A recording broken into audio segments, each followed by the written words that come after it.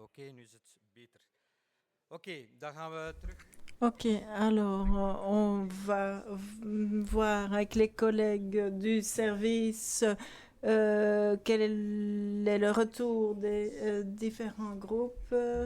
Alors Irissa, Flams, Zoé Storm pour les financements alternatifs, Mélanie Joseph et les soutiens à la rénovation, David Deval. Alors, on commence par Iris. Donc, c'est le même système, 5 éléments par groupe de travail.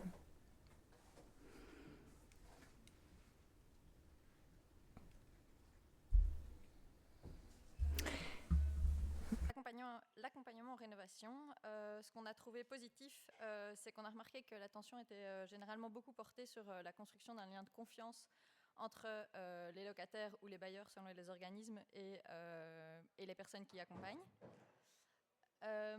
Pour ce qui a attiré notre attention, c'est la notion d'approche technico-sociale qui a été plusieurs fois abordée dans les conversations. Donc ça veut dire, c'est en lien avec la difficulté d'avoir les deux casquettes dans cet accompagnement, donc la casquette sociale et la casquette plutôt technique, par exemple d'architecte pour certains conseils. Ce qu'on a trouvé négatif, c'est un constat qu'on pouvait déjà faire avant, mais voilà, de reconstater qu'on a laissé la situation du logement et de la crise du logement se détériorer à tel point que il y a maintenant un grand décalage pour les personnes en situation de pauvreté entre la question de la rénovation et leur situation. Et que les questions de rénovation sont vraiment éloignées de ce qui les concerne actuellement. Pour ce qu'on propose, c'est ce qui est revenu beaucoup. Pardon. Ah oui, voilà, qu'il faudrait Oui, voilà, qu'on a remarqué qu'il y avait que chaque initiative était souvent des initiatives à très petite échelle et qu'il faudrait en fait des initiatives plus générales pour pouvoir atteindre tous les niveaux et pouvoir vraiment agir sur la crise. Et ce qui nous titille, on a abordé à la fin de la conversation l'accompagnement pour les rénovations dans les grands immeubles, parce que nous, on a beaucoup parlé d'accompagnement pour les rénovations des maisons unifamiliales ou des appartements dans les petites copropriétés. Et donc, on se rend compte que dans les grands immeubles, c'est souvent des syndics professionnels. Et donc, l'accompagnement pour les personnes en situation précaire est moins présent.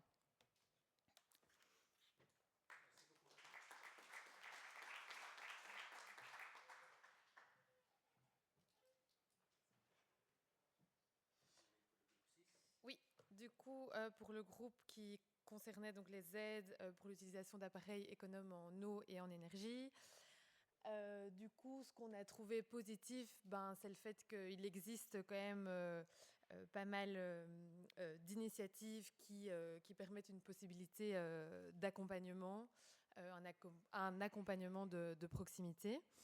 Le point d'attention, c'est que c'est un accompagnement... Oh là, pardon, je regarde mes notes. Oui, donc on doit faire attention au fait que là, il s'agit principalement d'accompagnement plutôt ponctuel et du coup, il faudrait peut-être réfléchir à un accompagnement qui puisse être plus structurel et plus global. Ce qu'on a trouvé peut-être un peu plus négatif, entre guillemets, même si toutes ces initiatives sont super, évidemment, c'est qu'elles font appel parfois à la responsabilité personnelle de la personne en situation de pauvreté.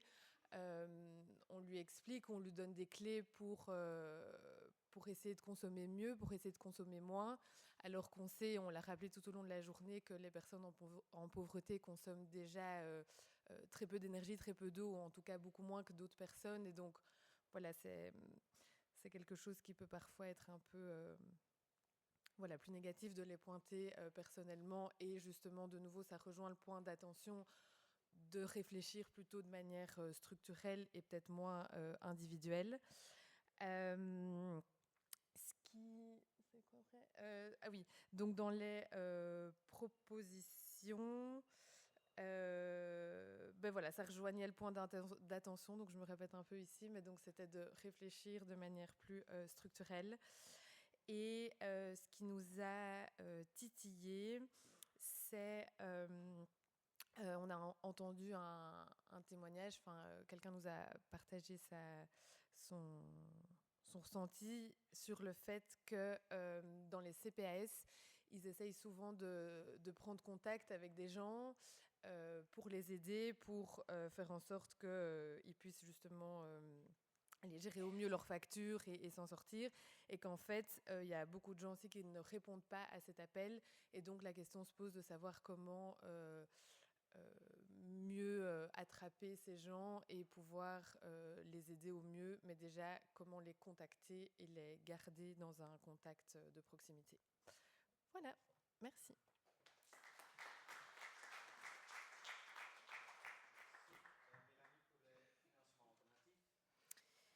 Oui, alors comme point positif, on a parlé de diverses initiatives, mais notamment d'installation de panneaux solaires aussi pour des ménages plus précarisés et avec un système de paiement de 8 € par mois pour les panneaux solaires. Et donc ça a été relevé que ça, c'est un concept qui est facile. Donc tout le service est pris en charge. Tout ce qui est autour des panneaux solaires, les gens payent 8 € par mois et après un certain nombre d'années, il y a un transfert de propriété. Donc ça veut dire qu'il ne faut pas faire de compte en fin d'année, ce n'est pas lié à la consommation et donc ça a été relevé comme étant un facteur plutôt positif et de facilité. Comme point d'attention par rapport aux initiatives, il a été dit qu'il faut faire attention à la capacité qu'on n'a pas toujours énormément de capacité de remboursement sur base de l'économie d'énergie. Donc la rénovation ne permet pas souvent, en tout cas pas toujours, mais pas souvent, de dégager vraiment du revenu disponible. Comme point négatif par rapport au prêt à intérêt social, on a parlé d'une initiative avec une location donc d'un logement via un bail amphithéotique ou une superficie ou un bail à rénovation. Mais donc ça veut dire que le propriétaire retrouve après une longue période, par exemple 20 ans, un bien dans un état locatif correct. Ah oui, non, j'ai confondu deux initiatives. Ce que je voulais dire, c'est qu'il y a parfois aussi des systèmes où on a un emprunt où on n'a aucun remboursement pendant 20 ans. Et après 20 ans, on commence un remboursement pendant, par exemple, 25 ans. Donc, c'est beaucoup plus étalé. Mais donc, comme point positif, comme point négatif, pardon, c'est la fin de la journée, il a été dit que ça peut être très angoissant, en fait, pour les gens, justement, de commencer à s'endetter, à rembourser dans un nombre d'années aussi lointain, quid aussi pour les personnes âgées qu'on veut capter, quid pour certains publics. Alors comme recommandation, c'est que les initiatives privées qu'on a présentées qui pallient les pouvoirs publics, c'est super, mais il faut vraiment continuer de responsabiliser aussi les pouvoirs publics. Et si on met des instruments, des objectifs contraignants au niveau des propriétaires ou des gens, il faut aussi qu'il y ait une certaine contrainte au niveau des pouvoirs publics de maintenir l'effectivité des droits et l'accessibilité, l'égalité, etc. Aussi plus travailler entre les régions et voir comment toutes ces initiatives peuvent être portées à plus grande échelle. Et enfin, quelque chose qui titille, justement, c'est comment atteindre vraiment toutes les situations de pauvreté, puisqu'on a dit dans certaines initiatives que la coopérative passe par exemple automatiquement par le CPAS, mais on sait très bien que ça ne va pas forcément toucher tout le monde, donc c'est un petit peu un des défis aussi.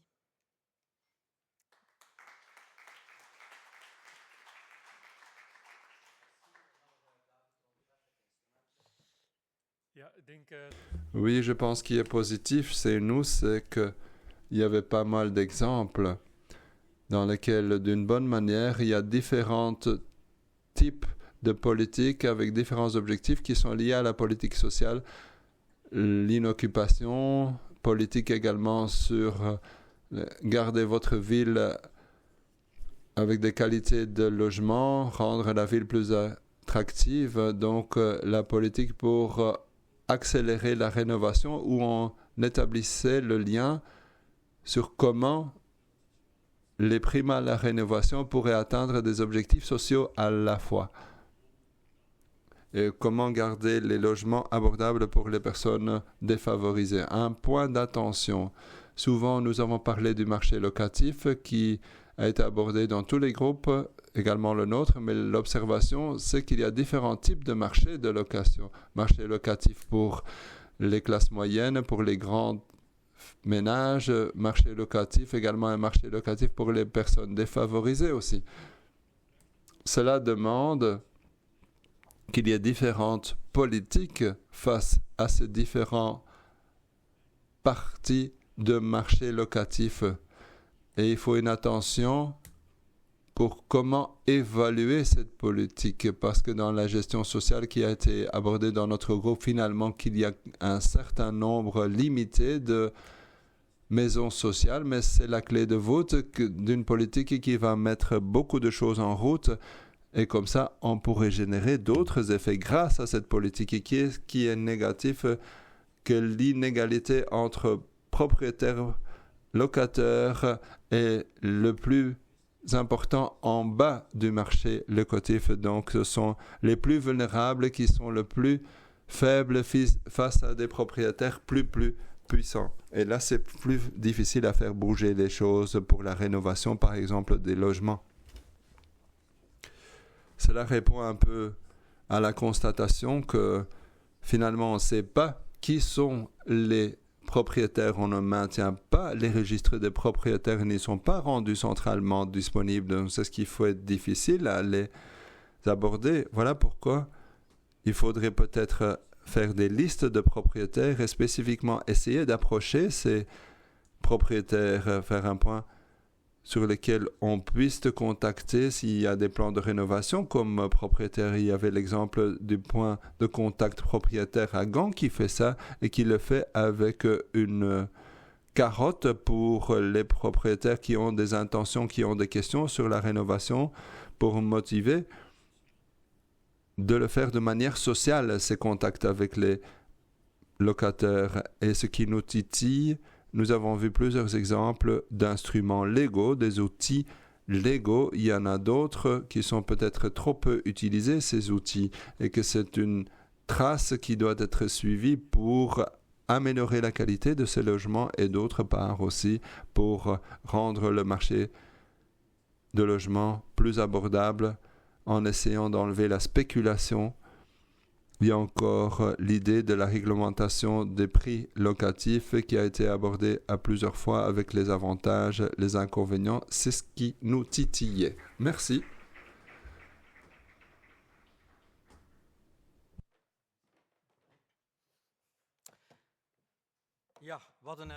Voilà, toutes ces initiatives, quel engagement, quelle énergie. C'était une journée pleine. Avec un manque de temps, bien sûr, on a appris beaucoup de choses. J'espère qu'il y a eu beaucoup d'échanges à prendre entre les initiatives. C'est ce qu'on espère également pour les prochains mois et les prochaines années. J'ai appris un nouveau mot, une trajectoire d'un citoyen, c'est-à-dire le voyage du client. Donc, klantenreis, la portée ici des clients était centrale, donc j'ai appris sur le terrain que c'est très important d'aller frapper à toutes les portes, mais également sur une échelle qui rend possible justement de prendre contact avec ces personnes véritablement. Contact. L'accompagnement est important, on ne parle pas seulement de l'accompagnement technique, mais aussi social, mais également l'importance de la confiance. Et j'entendais la charge mentale, dans la charge mentale qui peut peser très lourd pour des travaux. Pensez à vous-même, des travaux de rénovation dans votre maison, comment c'est invasif et ce n'est pas évident de laisser faire ces travaux. Donc la méfiance que pourrait être dans la sphère des rénovations, donc dans ce sens-là, la confiance est super importante. Le préfinancement, c'est un autre souci. Préfinancement des primes qui par la suite, vous allez peut-être toucher, mais ce n'est pas évident. La possibilité des ménages pour avoir un prêt, ce n'est pas évident de se endetter. Et finalement, il faudrait prendre conscience, ce n'est pas évident. Et la fracture numérique, nous avons une dimension financière avec l'impact numérique dans notre société que vous allez trouver sur les rapports et à notre accueil. Le slogan, c'est toujours continuer à travailler avec les différents contacts et les canaux d'information que vous avez à disposition. Autre chose qu'on avait avancé souvent, c'est le test d'impact sur la pauvreté. C'est ce que nous avons essayé aujourd'hui. Il s'agit des analyses ex ante d'impact pour voir quel est l'impact possible d'une mesure, d'une loi, d'une initiative dans les situations de pauvreté, qui est le groupe cible, qui est-ce qu'on va vraiment atteindre avec cette loi, quelle est la trajectoire que les gens doivent parcourir, est-ce qu'il y a certains effets mafieux, négatifs, pervers, est-ce qu'on pourrait éviter un test d'impact, on devrait le faire si possible avec l'implication des personnes, des groupes cibles, et on peut le faire à tous les niveaux, au niveau fédéral, au niveau régional, également au niveau local, également pour votre propre organisation ou pour votre propre initiative. Donc voilà, ce test d'impact sur la pauvreté, ça c'est vraiment un principe important où tout le monde pourrait utiliser ce test d'impact. Et on peut regarder là-dedans quelles sont nos informations sur le recours, est-ce que les gens utilisent ou pas cette initiative, mais également le non-recours, les gens qui ne le font pas pour toutes sortes de raisons, mais ça veut dire qu'il faut pouvoir générer des statistiques pour pouvoir mesurer et évaluer les mesures. Est-ce que vous avez une vue sur la situation des revenus, la situation de logement, des personnes intéressées? Ce sont des questions importantes parce qu'il s'agit ici de l'effectivité, de l'efficacité de la politique. Est-ce qu'on va effectivement aller joindre les personnes ciblées par notre initiative ou par notre politique? Collaboration des acteurs était centrale, collaboration entre niveau public. Là, avec le service de lutte interfédérale, on essaye de contribuer à cela, mais également, je voudrais remercier le niveau local. Il s'agit de la mobilisation des moyens qui sont ici présents. Et c'est ce qu'on a entendu cet après-midi, les moyens privés et publics, on doit tous pouvoir le mobiliser ensemble.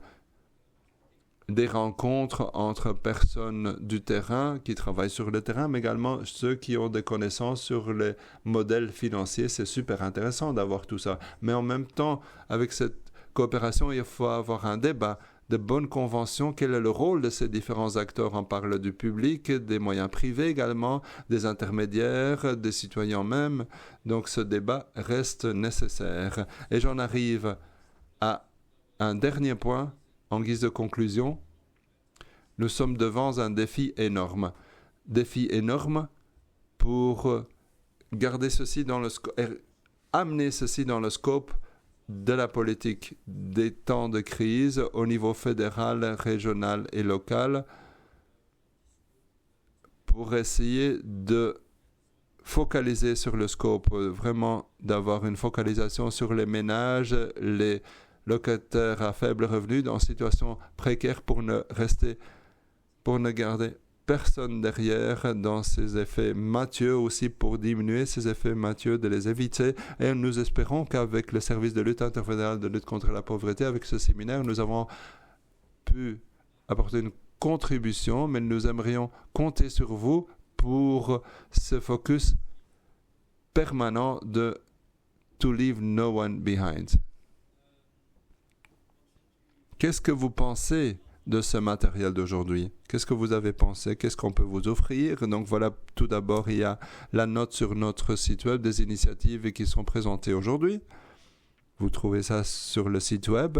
Nous allons également publier sur notre site web les PowerPoints avec des enregistrements audio de tout ce qui a été fait, des groupes de travail. Et plus tard aussi, il y aura une note avec le rapport, avec les différentes présentations des initiatives, avec quelques conclusions.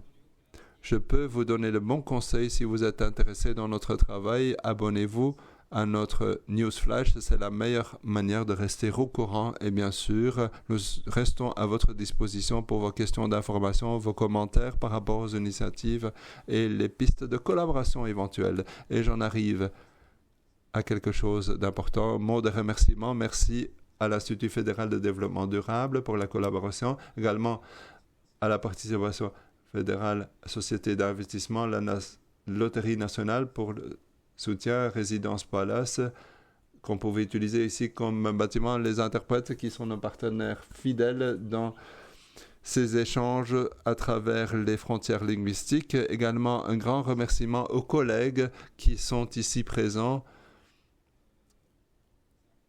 qui ont passé à la revue pour présenter les groupes de travail, mais qui ont fait beaucoup de travail de préparation, mais également Michiel et Catherine, qui ont travaillé ici derrière les rideaux, et à vous pour votre présence, votre intérêt pour ce séminaire super important de la rénovation. Je voudrais vous inviter pour un drink maintenant. Il reste encore beaucoup de sandwichs, bien sûr.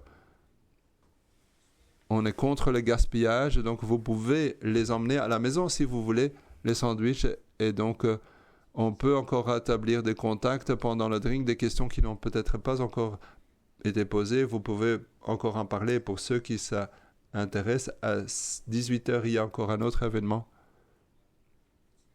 Mais on n'a pas de projection grand écran prévue pour cela. Merci pour votre présence et votre contribution, et à la prochaine. Bon retour.